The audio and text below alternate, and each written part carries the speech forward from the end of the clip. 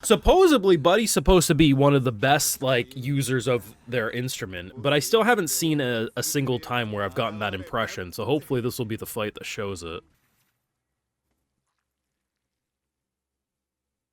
Oh, he dead. Peep and Tom ability here. Just make sure everyone's where they should be, no big deal. Like, I don't support the weird baby kid thing here, but even I'm like, you can give the death glare to the enemies. I'm okay with that one. Here's the thing, Gramps. I don't like the fact that you just said that to this already questionable situation. I'm gonna need to examine your hard drive.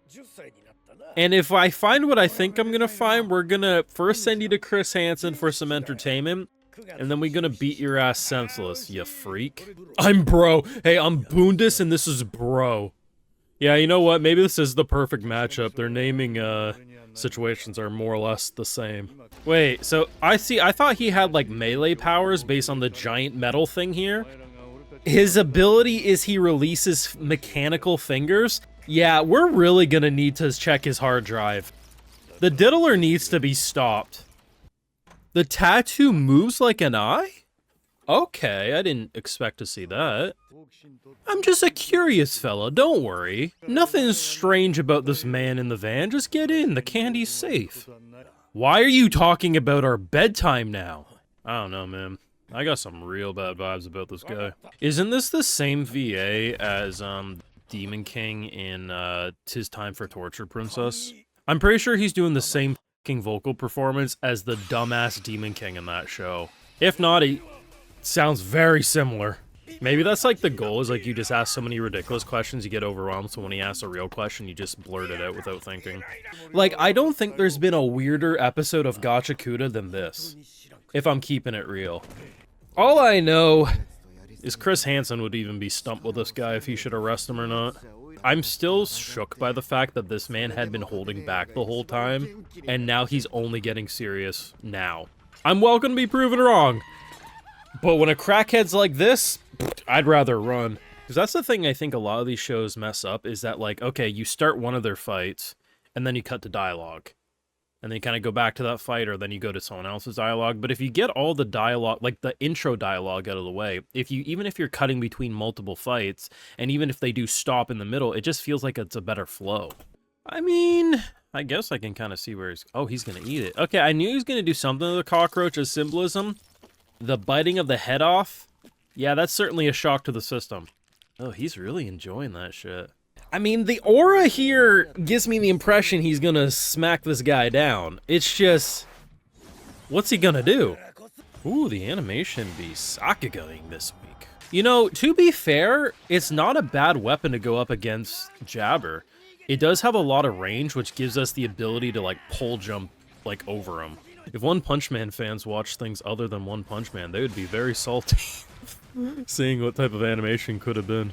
Ooh! He kind of had that Demon Lord energy coming in, like a f***ing hawk coming in. Oh! Oh, yeah, that's some clean animation right there. But it's just, like, the colors and line work, like, even in a simple shot like this, which is like a purple haze tornado, there's so much abstract line work and just expression being conveyed in all the attacks that rather than just sword clash or pole clash with gauntlet clash, it's like legitimately colors bursting alive on screen, and you can tell every frame was just handcrafted to perfection. Like, look at this stance.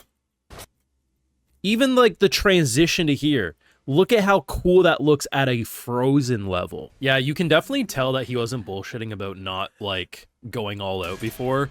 This feels like a completely different ballgame. He caught it with his teeth? These junk people have stronger teeth than, like, anyone on the surface. I'm just telling you, if you were to look up Rule 34 of Gachiakuta, I guarantee you there's stuff with ZANKA and Jabber. Maybe I'll look it up for everyone and put it as a thumbnail someday. You're welcome. Ooh! He keeps, like, he's doing a fucking loop-de-loop of hits! This is sick! See, this is what I love, too. It's the fact that, like, you can tell this is written by someone who's competent. If you're gonna give someone a long-range pole-like weapon, let them, like, stab shit into the grounds and walls and do loop-de-loops, and, like, the fact that before he, like, kept slamming it into the ground and rotating it in, like, the circular motion. they're not designing him to fight like he has a sword, which I've seen so many like shonen authors like give all these variety of weapons and they all fight like they have swords. To be honest, not as bad as it could have been. Unfortunately, that means he's poisoned now, right? Do you take the shit-covered plunger or the gauntlets now? Right now, I'm thinking the shit would have been much more pleasant. The life just went out of his eyes. So we run a little short on time this week, so we're going to do the review portion like this. Wow.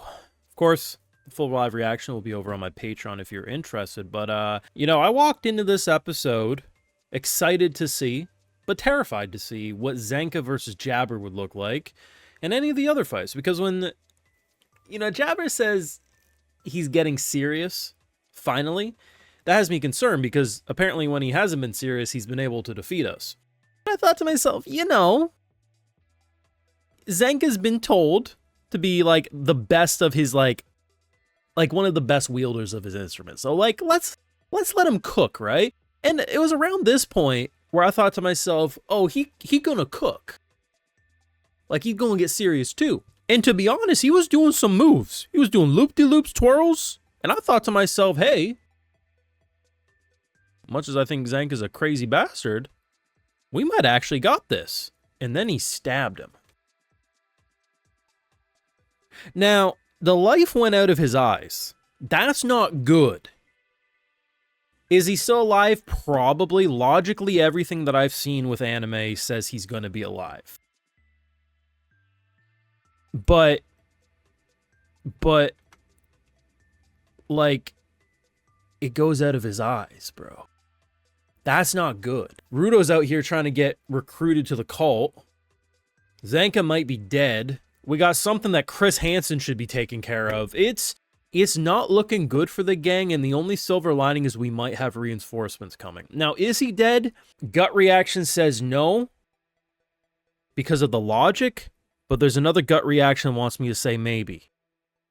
I hope not. This is the worst matchup. I mean, they were smart. I really feel like they divided everyone in a way that would be at our character's disadvantage. But, like, there's no other way to put it. The animation was incredible. It was just Sakuga for days. You could literally go frame by frame, and the in-between frames were awesome to look at, which you can't always say. Which is fine, because in-between frames are just used to connect to the main ones. As long as the main ones look good and the in-between frames connect it in a very smooth way, it does its job. But even the in-between frames were good to look at. You can make your jokes, what One Punch Man and, you know, these series should be. But Gachiakuta is a very unique beast in the anime world. Like, it's a different level of passion project. It's not the norm. Should it be the norm? I mean, you can make the argument for it. But there wouldn't be enough animators to make every anime look this good. But boy golly, am I glad that Gachiakuta is one of the shows that got that treatment. Because, yeah, thinking about, like, what type of production value an average anime gets, I am so happy this isn't getting the average anime production value. And it's crazy, too, because this is a back-to-back 2-core. This type of quality doesn't happen in most single-core seasons, let alone one that's airing for 24-ish episodes back-to-back. Just fucking cinema, absolute peak. It's amazing. I love this show. We'll be back to our regular scheduled programming and videos next week, but short on time this week. But yeah, this was great.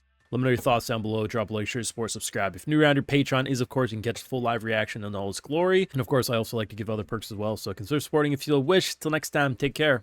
Have a good one.